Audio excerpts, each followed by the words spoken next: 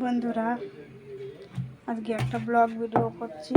দেখো, এখানে আজকে বাড়িতে আছি। প্রথম কথা, কালকেও বাড়িতে ছিলাম। তো কালকে মেয়ের বাড়িতে গেছিলাম। মেয়ের শরীরটা খারাপ, তো আমার মেয়ের একটা প্রবলেম আছে, জানো তো। আমার মেয়ের ফুসফুসেতে একটা ছিদ্র আছে। তা পরশুদিন ডেট চলে গেল, শুক্রবার দিন ডেট ছিল। তো জামাই নিয়ে আসেনি, আর ফোনেও আমি পাইনি। ফোন করতেছিলাম সবাইকে, ফোনে পাইনি বলে আমি কাজের বাড়ি না গিয়ে আমি চলে গেছি মেয়ের বাড়িতে। মেয়ের বাড়িতে চলে গেলে তো জামাইকে তো একটু বকাবকি করলাম, যেহেতু ফোন আমি দিয়েছিলাম। তা আমি একটু বকাবকি করেছি, কি ফোন তো ভেঙে দেবো, ইয়ে করবো। তো জামাই মেয়ে ফোন দিয়ে দিল আমার কাছে, কি নিয়ে নাও, তোমার ফোন তুমি দিয়েছো, তুমি ভেঙে দাও, কিছু করো, তুমি জানো। তা ফোন তো আর ভাঙা যায় না বন্ধুরা। তা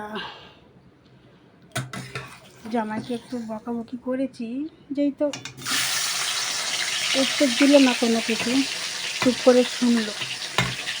তো সেখানে আমি আর কিছু বললাম না। তখন জামাইটা আজকে সামনে শুক্রবার দেখাবে, দেখি বললো তো আমাকে।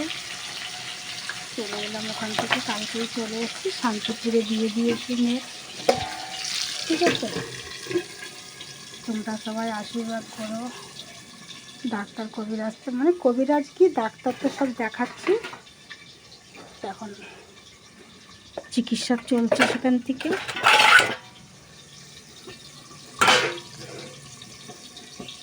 এখন কী হয় জানি না, ভগবান জানে কী হবে। তো দেখো বন্ধুরা, মাছ রান্না করব আমি। তোমরা কেমন করে খাও জানি না, আমি খাবো কুমড়ো আর আলু দিয়ে মাছ রান্না করব। দেখো, আর উচ্ছে দিয়ে চচ্চড়ি করব, ঠিক আছে।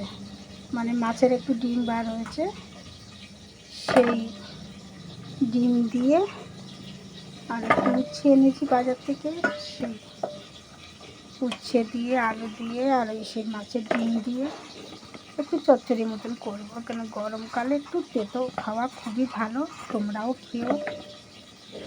গরম পড়েছে, খুবই প্রচণ্ড গরম পড়েছে ভাই বোনেরা, জানো। যেহেতু আমি একা, রান্না করতে ইচ্ছা করে না। এখন আজকে বাড়িতে আছি ছুটিতে, তাই মনটা বললো একটু রান্না করি, নাহলে এত বড় দিনটা তো আর পার হবে না। তো এই হচ্ছে উচ্ছে, আর এই হচ্ছে কুমড়ো। আলু কাটবো।